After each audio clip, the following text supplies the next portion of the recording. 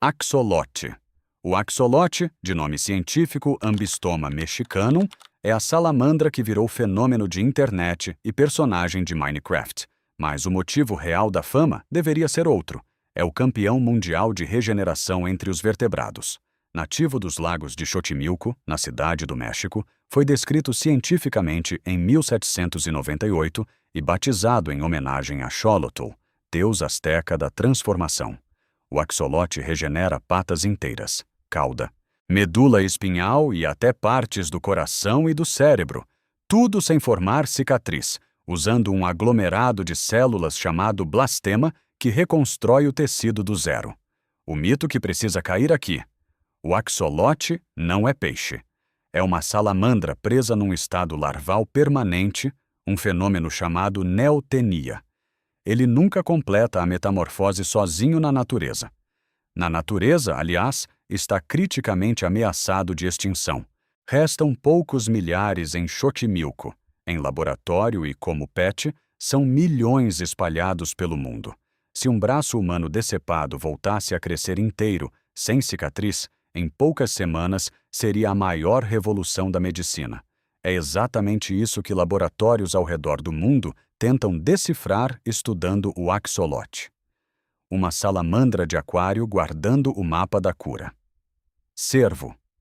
O cervo, membro da família Cervidae, é o único mamífero do planeta que regenera um órgão complexo inteiro, todos os anos, da vida adulta até a morte.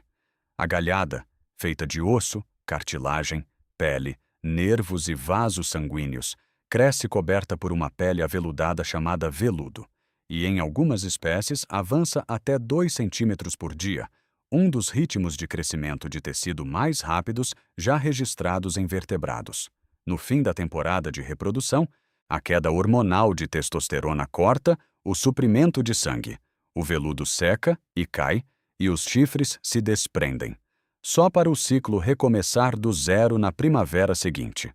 Nenhum outro mamífero reconstrói um órgão inteiro repetidas vezes ao longo da vida. Uma galhada nova a cada ano é osso vivo brotando da cabeça. Salamandra. Além do axolote, várias espécies de salamandra adulta, mesmo as que completam a metamorfose e saem da água, mantêm a capacidade de regenerar um membro inteiro.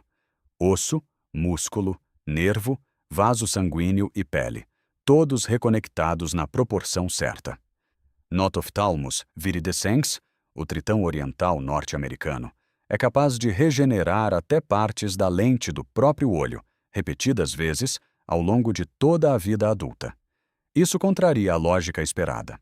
Na maioria dos animais, incluindo o próprio axolote, a capacidade de regeneração cai depois da metamorfose. A salamandra quebra essa regra. Um braço reconstruído perfeito, de novo e de novo, décadas depois de sair da água. Lagartixa. A lagartixa é o exemplo mais visto de regeneração do planeta, mesmo que quase ninguém entenda o mecanismo direito. Quando um predador agarra a cauda, a lagartixa usa a autotomia, contrai músculos específicos, rompe a cauda num plano de fratura pré-formado dentro das próprias vértebras e sai correndo. O pedaço solto continua se contorcendo sozinho por minutos, puxado por reflexos nervosos independentes, o suficiente para distrair o predador. Em semanas, uma cauda nova cresce no lugar. Aqui entra o mito que a maioria ignora. A cauda regenerada não é igual à original. Em vez de vértebras ósseas articuladas, o novo apêndice é sustentado por um bastão contínuo de cartilagem, uma cópia funcional, mas estruturalmente inferior. É como trocar uma coluna vertebral por um cano de PVC. Funciona, mas nunca será a peça original. Regeneração rápida tem preço. Qualidade reduzida. Caranguejo. Caranguejos e lagostas, crustáceos da ordem dos decápodes, regeneram pernas e garras inteiras. E fazem isso aproveitando um processo que já precisam repetir de qualquer forma: a muda do exoesqueleto, chamada ecdise.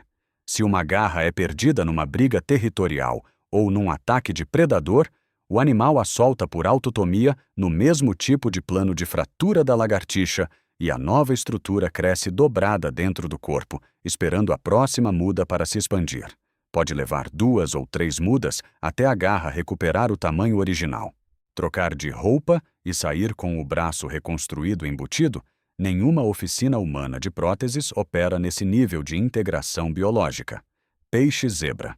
O peixe-zebra, de nome científico Daniel Herriot, é pequeno, comum em aquário de loja de animais, e é também um dos organismos mais estudados em laboratórios de medicina regenerativa do mundo. Ele regenera nadadeiras cortadas, tecido da retina danificado e, o mais impressionante, até 20% do músculo do coração removido cirurgicamente, sem formar cicatriz fibrótica permanente, o tipo de dano que em humanos causa insuficiência cardíaca irreversível. O peixe-zebra compartilha cerca de 70% dos genes com o ser humano, o que o torna modelo direto de pesquisa para tentar reativar essa mesma capacidade em corações humanos. Um peixe de aquário sendo dissecado em busca da cura para infarto. Se você está curtindo aprender sobre essas criaturas, eu posto conteúdo assim toda semana. Se inscreva, isso ajuda o canal a crescer. Pepino do mar. O pepino do mar, equinodermo da classe Holoturoidea, tem a defesa mais estranha do reino animal. Quando ameaçado, ele expele os próprios órgãos internos, intestino e, em algumas espécies, partes da árvore respiratória, pelo ânus, numa explosão de vísceras chamada evisceração. O predador fica ocupado com a nuvem de órgãos soltos, enquanto o pepino do mar escapa praticamente vazio por dentro. Em poucas semanas, o corpo reconstrói o sistema digestivo inteiro do zero. Imagine um humano se livrando dos próprios intestinos para escapar de um assalto e depois voltando ao normal semana seguinte sem cirurgia. É esvaziar o próprio corpo como tática de sobrevivência. Estrela do mar.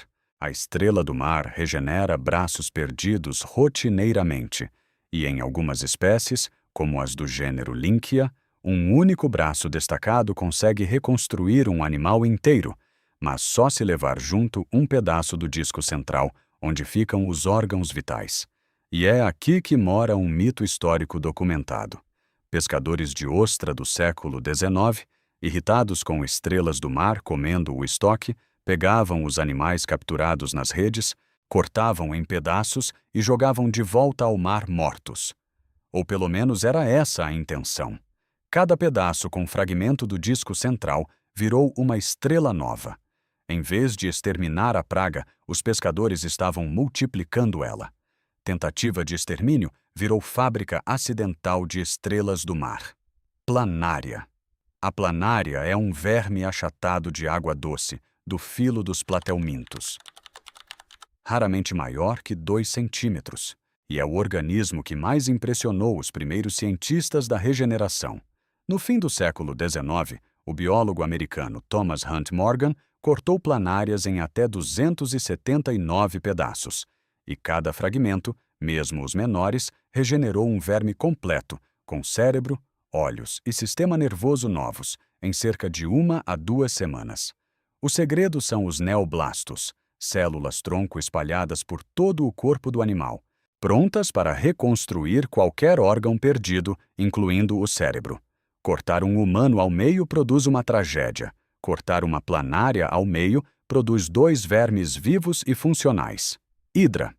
A hidra é um quinidário de água doce, do gênero Hydra, do tamanho de um traço de caneta, e guarda a regeneração mais radical da lista. Ela não envelhece de forma detectável.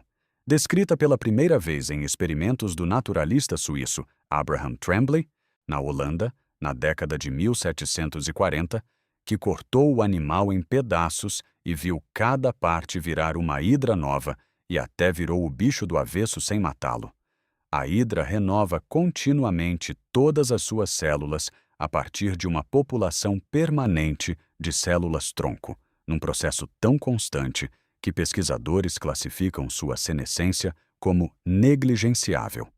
Na prática, uma hidra individual pode, em teoria, viver indefinidamente, sem sinal biológico de velhice. O axolote reconstrói o corpo. A hidra nunca para de se reconstruir, e por isso talvez nunca envelheça. Se isso despertou sua curiosidade, se inscreve para não perder os próximos. Valeu!